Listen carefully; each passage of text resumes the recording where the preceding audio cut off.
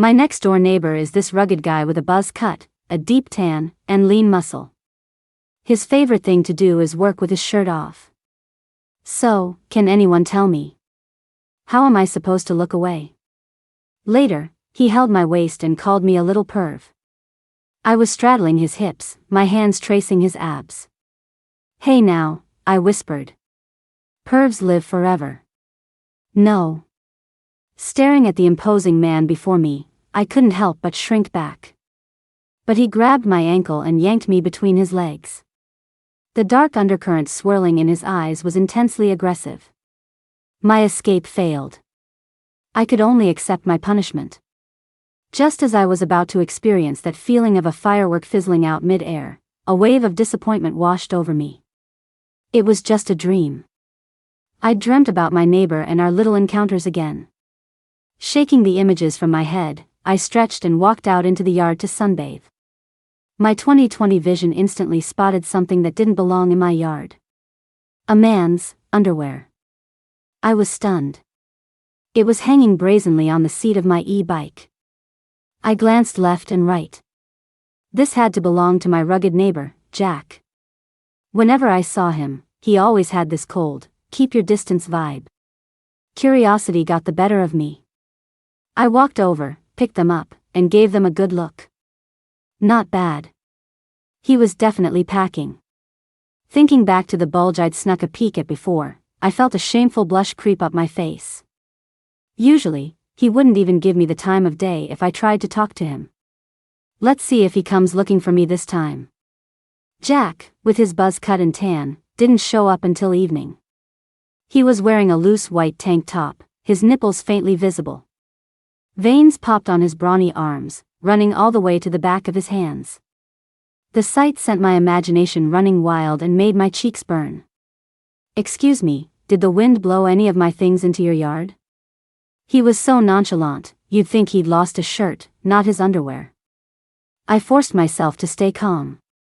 Well, I did find a pair of underwear. Not sure if they're yours. He gave a cool HM, but a flicker of embarrassment crossed his face. They're mine. I raised an eyebrow and handed them to him. His rough palm brushed against the back of my hand before he slowly took them. Thanks. The warmth of his touch seemed to linger on my skin, spreading straight to my heart. I stared at him, wondering how he could be so composed, taking his private garments from a woman without even blushing. The next second, he leaned in close, his deep, husky voice whispering right by my ear. A tingly, electric feeling shot through my whole body. I'll treat you to lunch tomorrow, as a thank you. And with that, he was gone, his powerful hands carrying his things. I opened my mouth to explain, but his long legs had already carried him through his front door. The thought of having lunch at his place tomorrow had me bouncing off the walls with excitement. Another chance to admire that body. I seriously wanted to jump on my bed. Every day, the smell of food cooking from his house made me want to kidnap him and make him my personal chef. Looks like I was in for a treat. The price of my excitement was a sleepless night. The rooster was crowing by the time I finally drifted off. A knock on the door woke me up. I groggily stumbled over to open it. It was Jack. Dressed for the summer heat, he looked so cool and refreshing that I couldn't help but stare. He coughed lightly into his fist, his eyes darting away, looking a little awkward. Lunch is ready. Get yourself together and come over. That snapped me back to reality. I quickly agreed. It was only when I went back to my room to change that I realized what a dumb thing I'd just done. I was wearing a slip dress, braless, and Jack had probably gotten a perfect view. I splashed some water on my face, took a deep breath, and marched over to his house. Hi, Grandma. Hi, Grandpa. I greeted Jack's grandparents sweetly. His grandma pointed me toward the kitchen. Jack was in there, getting the last dish ready. Let me help you with the fire, I volunteered. You don't have to, you. I know how, trust me, I said, already sitting on the little stool by the wood stove. Actually, Jack hadn't been back yet when I first rented this place. I'd gotten to know his grandparents pretty well before he showed up. He was their grandson. His grandma had made a point of telling me that Jack was single. He expertly tossed some shrimp into the hot oil. Total husband material. I leaned in for a closer look when a piece of bamboo in the stove suddenly popped, sending a spark onto my clothes. Jack rushed over and started patting my shirt, terrified I'd gotten burned. I seized the opportunity, placing my hand on his bare arm, feeling the powerful muscle and giving it a little squeeze. Jack stopped what he was doing and gave me an unreadable look. I awkwardly pulled my hand back. I was fine, and so was my dress. Seeing his worried face, I got myself promptly escorted out of the kitchen. Once all the food was on the table, I went to get some rice, but he beat me to it. Just a little, just a little. I can't eat that much. Jack frowned slightly. How can you eat so little? I can. I want some shrimp. My eyes were glued to the shrimp platter. His grandparents filled their bowls and then went to chat with the neighbors. Jack ate fast, but his movements weren't crude. I was only halfway through my bowl when he'd already finished too. The shrimp were hard to peel, so I was eating slowly. Take your time, he said softly. He washed his hands and came back to the table and started peeling shrimp. I watched his long, nimble fingers work at the shells. His hands were beautiful. Lost in thought, I was swinging my crossed leg, dangling my foot. My slipper flew off, and the top of my bare foot landed right against his calf. I froze, feeling the muscle in his leg tense up. Even through his thin pants, his body heat felt like it was going to melt me. His face remained as cold and unreadable as ever. I was scared, but my leg was completely stiff.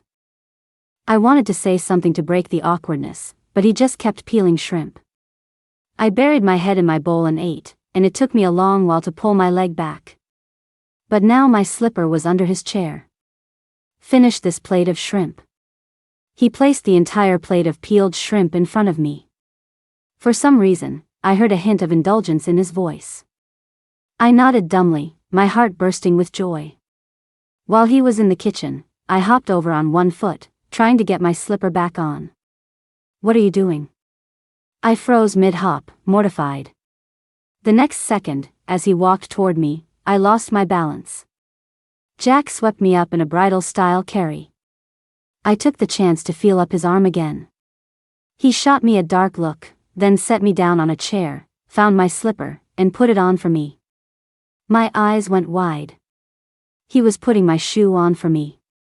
His large hand gripped my ankle, the contrast between my pale skin and his dark complexion making my heart race. Oh my God, is my ship finally coming in?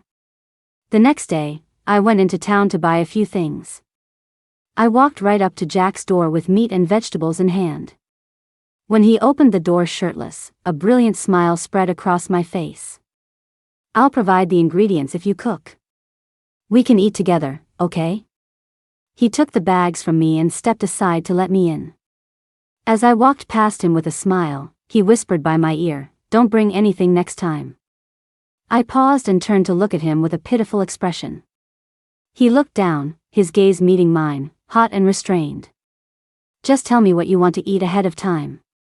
I'll make it." He turned and walked into the kitchen, leaving me to admire his powerful back. Broad shoulders, narrow waist, great butt, long legs. Damn.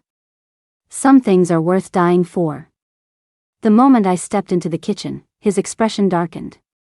He was fine just a second ago. Why the sudden mood change? A man's heart is as fickle as the weather. Impossible to figure out. Go on, go have fun. I'm not using the wood stove today, he explained. I raised an eyebrow. It was definitely because of last time. He was afraid I'd be more trouble than help. But he wasn't wearing a shirt, just an apron tied around his waist. His abs and nipples were peeking out, and the muscles in his arms had my eyes glued to him. I have to say it, lean muscle is everything. There was no way I was leaving. I buzzed around him like a little bee. He didn't say anything more. Instead, he brought out a huge watermelon. He washed it and cut me a big slice. A hot summer day calls for a cold, juicy watermelon. After I finished the first slice, he handed me another. I looked at him, surprised, but he just put the rest away and started cooking. For some reason, seeing him so serious made me want to tease him. While he was washing vegetables, I held a piece of watermelon up to his mouth. He turned his head and looked at me, confused. I pouted, my eyes shining. You have some too. Look, you're all sweaty. I even reached out and wiped a bead of sweat from his forehead. His kitchen was pretty stuffy. His expression was unreadable, but he took a bite of the watermelon in my hand. He just opened up a whole new world for me. I kept circling him until he'd eaten the whole slice. Some juice dripped down, and Jack casually licked it from my hand. Then he went back to cooking as if nothing had happened. I was frozen to the spot again, my face turning beet red. Ah! He licked my hand. The juice dripped onto my hand, and he licked it off. The calm surface of my heart was now a stormy sea of churning waves. Pressing my advantage, I took out the little handkerchief I'd brought from home and started dabbing the sweat from his brow. Eventually, he couldn't take it anymore and kicked me out of the kitchen. I sat in the yard, watching his silhouette in the kitchen. So handsome, with abs, and he can cook. For a man this good, it looks like I'm going to have to make the first move. Before I could make my move, someone else beat me to it. I had dressed up especially nicely to go to his place today. But when I got there, a quirky, pixie-like girl was already sitting in the yard. Emily, honey, come here. I want you to meet someone. Jack's grandma called me over. This is Zoe. She's old Mrs. Wang's granddaughter from down the road. I smiled and said hello. She seemed a little reluctant to reciprocate. You know, she used to follow Jack around all the time, always yelling, "Jackie, Jackie." Now look how grown up she is. At that, Zoe jumped in. That's because Jackie is my favorite. I could tell from her eyes that she was testing me. I just smiled and listened to them chat, chiming in with a question here and there. Feeling too awkward to sit there any longer, I got up to help in the kitchen. When Jack saw me, he had the same cold expression as always. For once, he was wearing a short-sleeved shirt, not a tank top or nothing at all. I said hi. He grunted in response. I offered to help. He said he didn't need any, that he could handle it himself. Leaning against the doorframe, I watched him and thought he'd be perfect as a monk. I thought that was just his personality, naturally cold. But he was completely different with Zoe. Jackie, you haven't been back in so long. Zoe whined, her voice full of playful complaint. A faint smile touched Jack's lips. I've been busy. Zoe asked questions, and Jack answered. I felt like a total third wheel, a sour, pathetic, totally pointless one. Annoyed, I turned and left the kitchen, sitting in the yard to look at his grandma's flowers. I was so lost in thought, staring at the flowers, that I didn't hear Jack call my name twice. It wasn't until he walked over and bent down to call my name that I snapped out of it. My eyes drifted down the collar of his shirt, trying to get a peek at the scenery inside. Sorry, I was just thinking about something. He gave me a strange look. Time to eat. The spread today was even more lavish than usual. Zoe, you should come over more often. Look, your Jackie made all this food just because you're here. Zoe, isn't this spicy fish your favorite? Go on, eat up. He made it just for you. I kept a smile plastered on my face, but the food tasted like wax. I could only watch as Zoe sat next to Jack, chattering away about stories from school. And Jack, a faint smile on his face, played the part of the perfect listener. Emily, why aren't you eating the fish? You should eat more fish, it's good for you, his grandma said warmly. I agreed out loud, but my chopsticks never went near the platter. While Zoe was busy putting food on his plate, I boldly slid my leg over to touch his. Jack's expression stiffened for a moment before quickly returning to normal. He didn't move, letting me get away with every little tease I could think of. After dinner, I immediately made an excuse to leave. "Have some watermelon before you go," Jack said, one of the few times he'd initiated a conversation with me. I glanced at Zoe standing behind him and politely declined. "Let little sister Zoe have it. I'm not a big fan." Once I got home, I immediately went out and bought 2 huge watermelons to keep at my place. So, Jack was single, but he had a childhood sweetheart a few years younger than him. Seeing how they were together, it was clear I didn't stand a chance. "Fine. I'm out." It was just a passing fancy, a crush based on looks anyway. Lying on my chair with the fan on, eating watermelon, I just couldn't shake this feeling of dissatisfaction. Why wasn't the watermelon I bought as sweet as the one Jack bought? I stopped going over to Jack's house after that day. The first day, he came looking for me when I didn't show up for lunch. I didn't want to see him, so I just hid inside. He thought I wasn't home and left. The second day, I figured I couldn't keep hiding. I stood in front of him, my expression sincere. "Thank you, and thank your grandparents, for letting me freeload for so many meals. I'm a night owl and have trouble waking up for lunch, so you don't have to call me anymore. Thanks." His eyes were as calm as still water, but a dark mood seemed to radiate off him. He was really something else.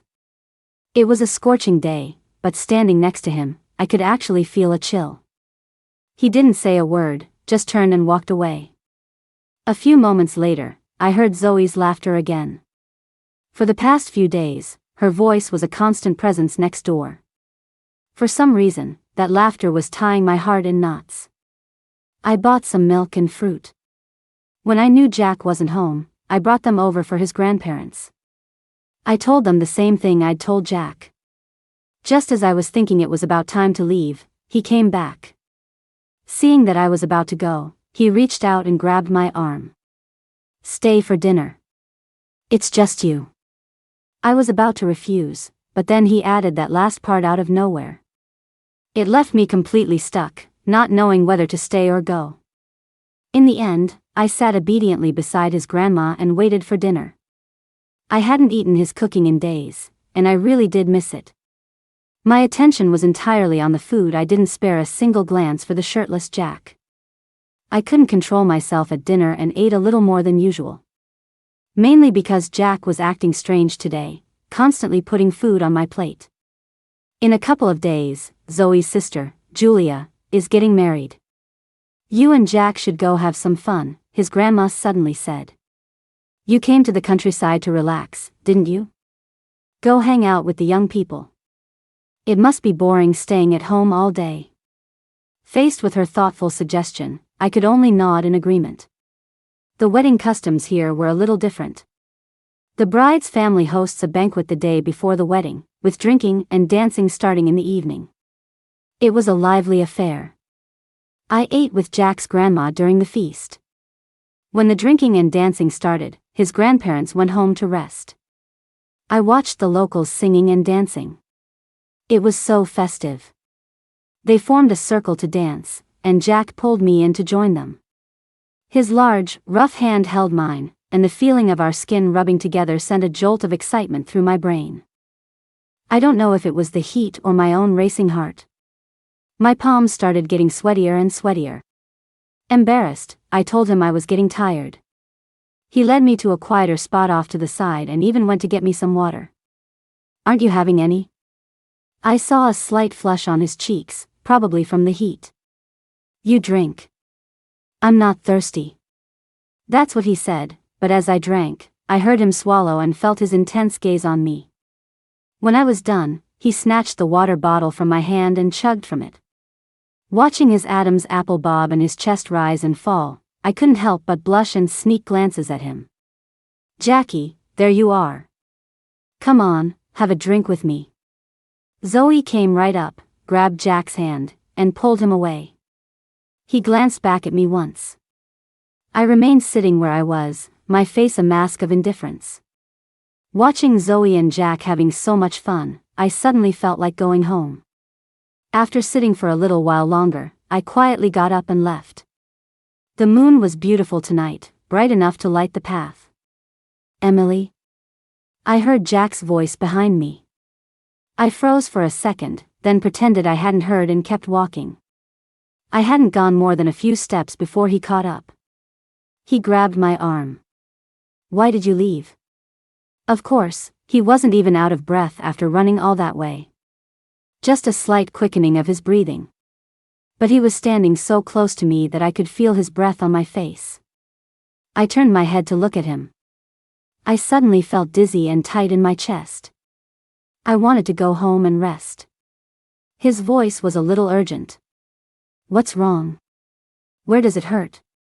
He bent down, one hand on my arm, the other on my forehead, his face very close to mine. The concern in his eyes was undeniable. I felt like he was acting strange tonight. He was usually never this talkative with me.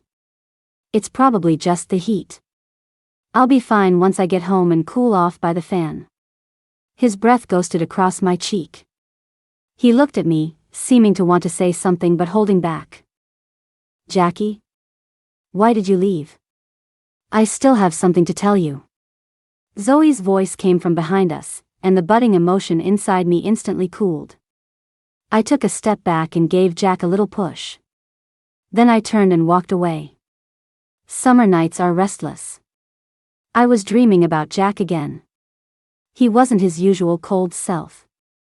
This time, he was passionate as fire. Shirtless, he climbed onto my bed and started nuzzling my face like a little kitten. Being the perv that I am, how could I let such a golden opportunity pass? I reached out to touch him. But the moment my hand hit a critical spot, he vanished. The disappointment from my dream was shattered by a knock on the door. I checked the time. It was only 3 a.m. Who would be knocking on my door in the middle of the night? I tiptoed into the yard and listened to the sounds outside. The person was still knocking, persistent. I hesitated. "Emily. Open the door." I frowned. The voice was huskier than usual, but I recognized it. When he saw me standing at the door, Jack paused, his eyes unfocused. The dark undercurrent I saw in them made my heart pound. "It's so late. What are you doing knocking on my door instead of going home?" "I'll walk you back." I went to help him, but he suddenly pushed me against the wall. The smell of alcohol on him was strong. I didn't dare move. Damn it. Of course, I was only wearing that slip dress again. His head rested on my shoulder, his breath warming my skin. The tickling sensation made me flinch, which he must have mistaken for me trying to leave, because he pressed even closer. Our bodies were flush against each other in an intimate pose. I put my hands on his chest and pushed. "Jack." He just grunted, capturing both of my hands with one of his, and started nuzzling his head all over the place. It tickled so much I wanted to laugh. His breathing was ragged, his voice strained and full of restraint. I don't want them to worry. So he was afraid of worrying his grandparents. I lowered my voice and tried to soothe him. "Okay, then let me go first. I'll take you to your room to rest." He didn't answer. Instead, he gripped my hand firmly and led me back into my house, to my room. He lifted me onto the bed, pushed me toward the inside, and then lay down on the outer edge. He held me tightly. Feeling the warmth of our bodies together, everything felt so wonderful. If only I could ignore the hard thing pressing into my back. Remembering what Zoe had said, my heart felt like it was being scratched by a cat's paw. I couldn't sleep. I turned to ask him, but he was already fast asleep. So, are he and Zoe a thing or not? When I woke up, the person beside me was long gone. Looks like he just drank too much last night and came to the wrong house. And it seems like he and Zoe are a done deal. If he was interested in me, why would he leave without a word? This time, I was completely over it. It's okay if we can't be together. It's not like we ever crossed that line. We can still be friends. It won't stop me from admiring a handsome guy. For the next few days, Jack didn't show his face. One day after a rainstorm, Zoe came to Jack's house, saying she wanted to go pick mushrooms. I overheard from next door and was eager to join. I want to go too. Take me with you, please, please. I begged Zoe playfully. Zoe was a little surprised by my friendly overture and turned to Jack for his opinion. Let's go together. Zoe was puzzled. The guy who had just been adamant about not going had suddenly changed his mind. She didn't care. She had already made a deal with Jack that night to be his intern.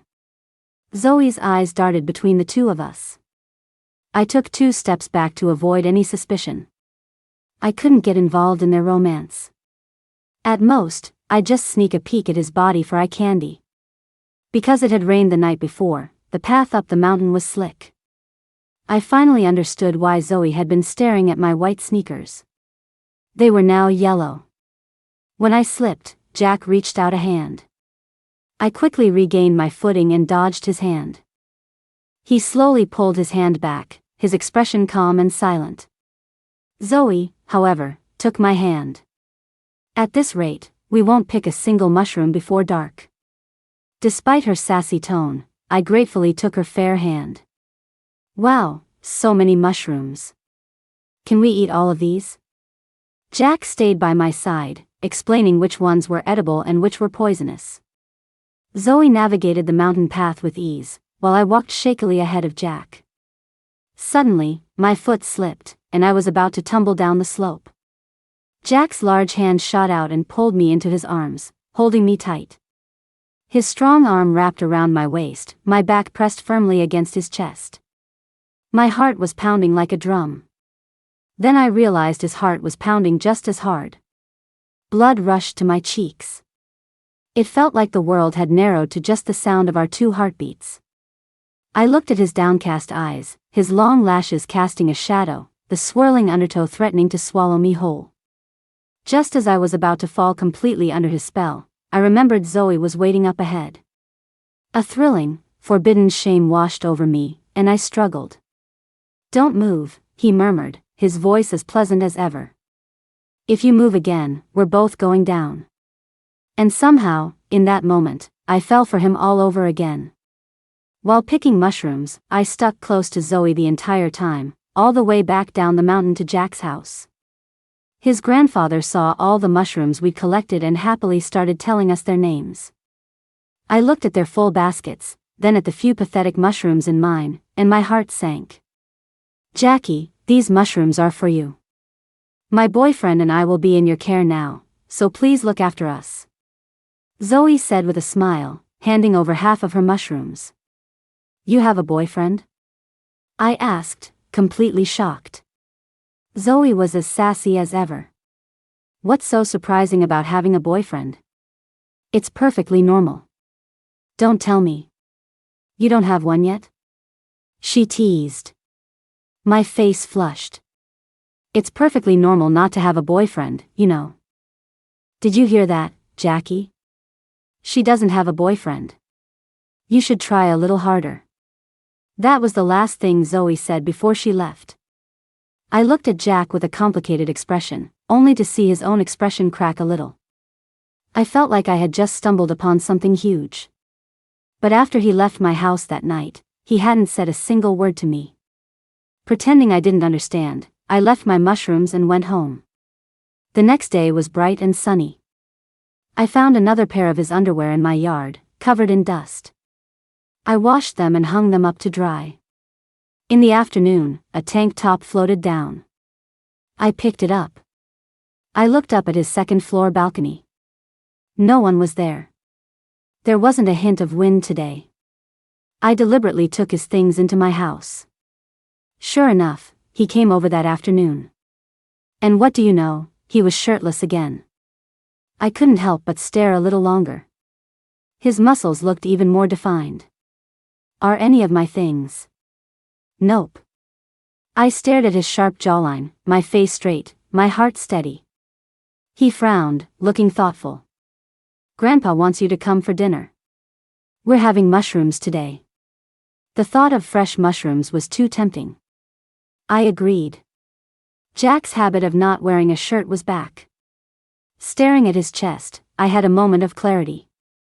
When Zoe was around, he wore a shirt. No wonder I'd felt something was off about him those few days. It was because he was fully clothed. Besides mushrooms, the menu today also included my favorite shrimp, but this time they were shelled. He put some shrimp in my bowl. Eat up. Seeing his serious face, I put some on his plate too. You too. You need to replenish your strength. He paused, his movements a little stiff. I watched, delighted. Being a perv was definitely more fun. There was a pile of firewood in the yard. An old perv like me knew at a glance that Jack would be chopping it soon. After dinner, I sat leisurely in the shade, eagerly awaiting the show.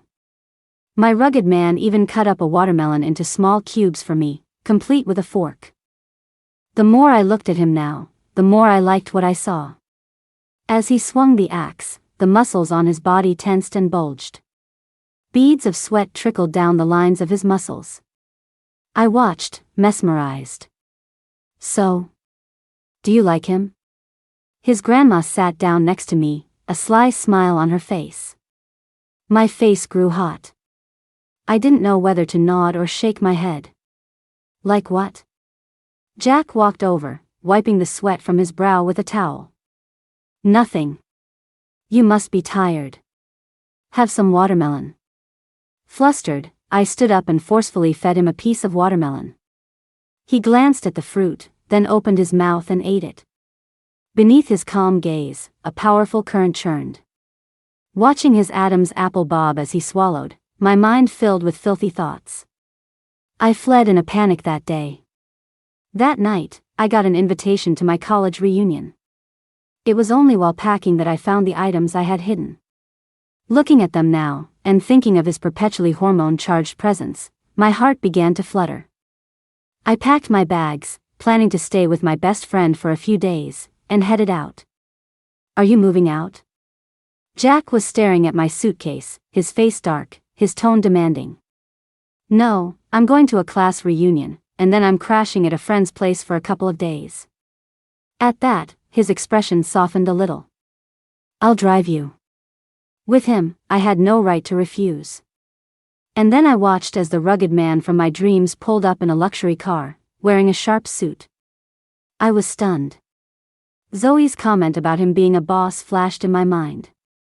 He really was a boss. That rough, rustic vibe had instantly transformed into a look of restrained, wild intensity. I was even more in love. What was I going to do? What are you spacing out for? Get in. He was quite the gentleman, putting my suitcase in the trunk and ushering me into the car himself. After giving him the address, I started to feel drowsy. I was woken up by a kiss. The scene from my dream was playing out in reality. My eyes flew open to see the man in front of me, eyes closed, kissing me. My mind was a mess. The feeling of his lips on mine made my temperature rise, and I couldn't help but squirm. Jack lingered on my lips, breathing hard. His eyes were hazy with restraint. When a serious person gets emotional, their gaze is incredibly intense. As he pulled back, I quickly shot up and pecked him on the lips, smiling sweetly. Thanks for the ride today. That was for the fare. But he just chuckled, which was completely out of character. His laugh made my heart bloom. He was so handsome when he smiled. Why hadn't he ever smiled for me before? He got my suitcase for me, and after getting back in the car, he stuck his head out the window. I'm here on business too. Call me if you need anything. I looked at his lips, then grabbed his head and pulled him in for another kiss. Using all the moves I'd only ever imagined, I kissed him senseless. Treat me to dinner sometime. I've already paid. Gleefully, I turned, grabbed my suitcase, and walked away. Leaving behind a thoroughly kissed stupid rugged man, frozen in place. They say college reunions are just a stage for showing off, and they're not wrong. I was chatting with my old roommate about my rugged neighbor when a girl next to me nudged me with her elbow. Emily, you'd better watch out, she warned kindly. I looked up and saw him, the scumbag from my college days who cast a wide net and flirted with everyone. His wife was the woman who used to be my best friend. The scumbag had tried to pursue me, but my so-called best friend at the time couldn't stand seeing anyone be nice to me and swooped in to steal him away. I just shrugged it off. We could all just mind our own business. Emily, how come you didn't bring a boyfriend? Couldn't find anyone? My former best friend was as sharp-tongued as ever, and the scumbag stood beside her, arrogant and proud. I frowned. This whole act was so tired. Why was she still trying to play this game? Wow, your mouth is still as foul as ever. How do you two even manage to kiss? She was shameless, only a faint blush coloring her cheeks. Before she could speak, I continued, "Oh, is that a new bag Kevin bought you?" She preened when she saw me notice her bag. "It's a gift from Kevin. It's worth over $10,000, you know. This is the only one like it in the whole city. I'm not trying to be mean, but as an old friend, I'm just giving you some advice. You should hurry up and find someone to marry, so you don't have to work so hard. You can just ask your husband for whatever you want, right, honey?" Kevin stroked Jessica's hair condescendingly. "You've got good taste, babe." The two of them ganged up on me, but I just shrugged. Once I'd had my fill of food and drink, my rugged man made his grand entrance. Buzz cut, tan skin, tall frame, and a sharp black suit. He looked absolutely incredible. "Sorry, I'm late." As for their taunts, all I had to say was that Jessica's bag was a fake and Kevin was a cheater. After wiping the floor with everyone at the reunion with my rugged man by my side, I made a glorious exit. Jack and I drove back to the countryside that same night. He walked me to my door. Seeing that I was about to go inside without a word, he pulled me into his arms. I crashed into his chest, my face pressed against his beating heart. "Don't you have anything to say to me?" I didn't answer his question, just hugged him tighter. But he wasn't satisfied. He leaned in and kissed me forcefully. I was no match for a rugged man's strength, and I had no intention of refusing anyway. I pretended to passively accept it. His kiss moved over my lips, slow and deliberate, igniting a fire inside me. Just as my breathing grew ragged, his kisses trailed from my lips to my neck, sending shivers down my spine and a tingling numbness all over. A cool breeze blew past, clearing my head slightly. I pushed him away and darted back into my house, leaving Jack standing alone outside my door. I had originally thought we should wait until we were officially together to do things like that. But lately, my dreams had been getting more and more explicit, and I was getting more and more frustrated. Especially seeing Jack practically walking around naked in front of me every day. My mind was in overdrive. Finally, I caught him on a day he went to a friend's party and came back drunk. I watched him stumble to my door, call my name a few times, and even call my phone. I ignored him. I sat in my yard for a while, watching the light in Jack's room turn on, then off. When I thought enough time had passed, I pulled out the key I had swiped from him that day. I snuck into Jack's house and went up to the second floor. The door to Jack's room opened with a simple twist of the knob. I was relieved I didn't have to use the key. On a summer night, the moonlight was so bright I could immediately see Jack on the bed. He must have been hot, because he was sleeping sprawled out in just a pair of shorts. Not even a blanket. By the moonlight, I admired his body, my desire stirring. I called his name softly twice. No response. I tiptoed to his bed, climbed on, and eagerly ran my hands over his flesh.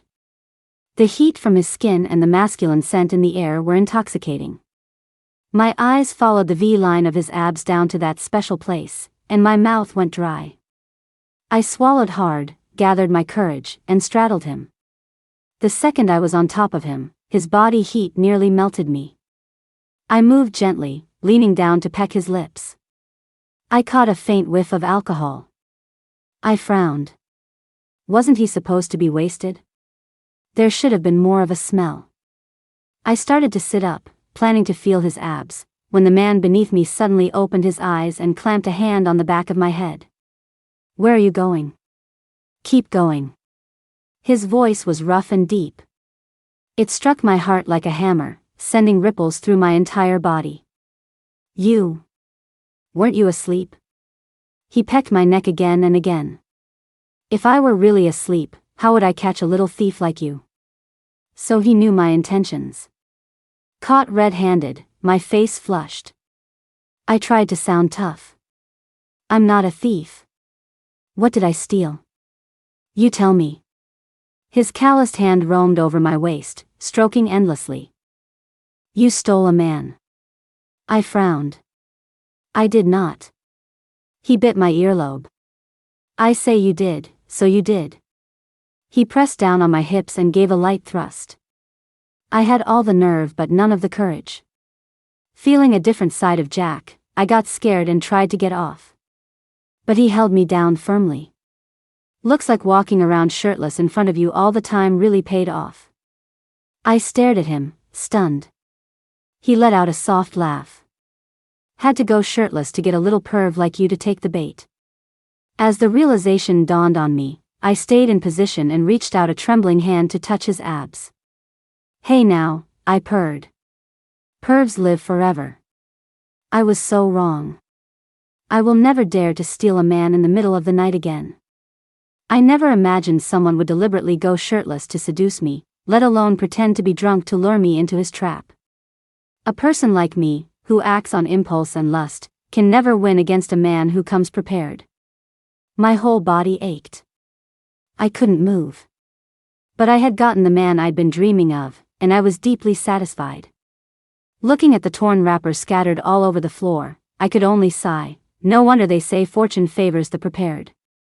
Someone unprepared like me could only be tormented. The person behind me moved closer, pulling me into his embrace with a gentle tug. His breath tickled my ear. I didn't know how to face him, so I just pretended to be asleep. But then something behind me began to change, and I panicked, trying to break free from his hold. His grip, however, was strong and unyielding. Don't move. Move again and you'll face the consequences. He took a deep breath at my neck, then slowly exhaled. You know, they always said girls smell nice. I never believed it. I never knew you could smell so good, so sweet, and feel so soft. Later, Jack officially asked me out, giving me the whole romantic ceremony. We were together. I also found out that his grandma had been playing wingman for him the whole time. I looked at her, surprised, and she gave me a mischievous smile. I could tell you two were fated to be together. I was so embarrassed I could have died. Jack's epilogue. For a while now, my grandma had been calling me non-stop, telling me some young girl had rented the empty house next door. She said the girl was fair-skinned, kind, and beautiful, and that I had to come back and see for myself. I sighed. Grandma never stops worrying. After wrapping up my work, I gave myself a short vacation. The first time I saw Emily, I realized Grandma had only described half of her. She wasn't just fair, she was like a newly blossomed flower glistening with dew. She made you want to mess her up a little. After a few days of being around her, I realized she was like a little hamster, staring at me like I was her personal stockpile of food.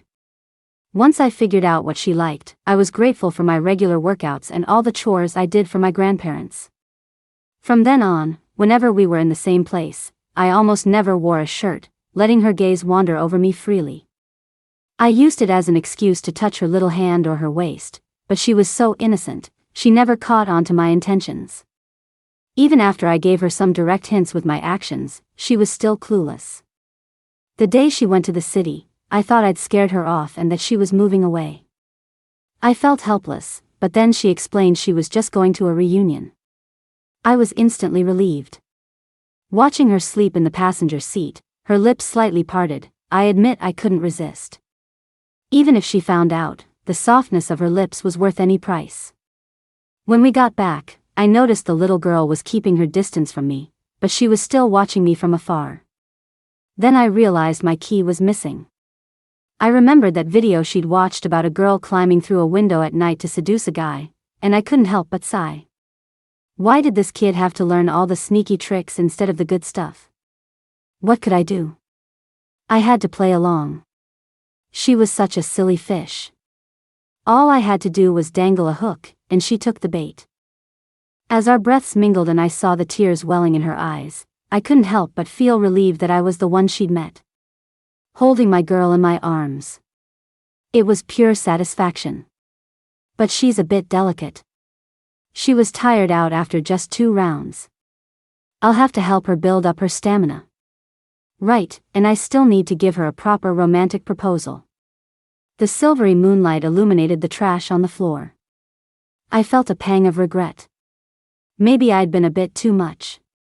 Looking at the sleeping girl with a heart full of tenderness, I gave her a soft peck on the lips and couldn't resist pulling her closer.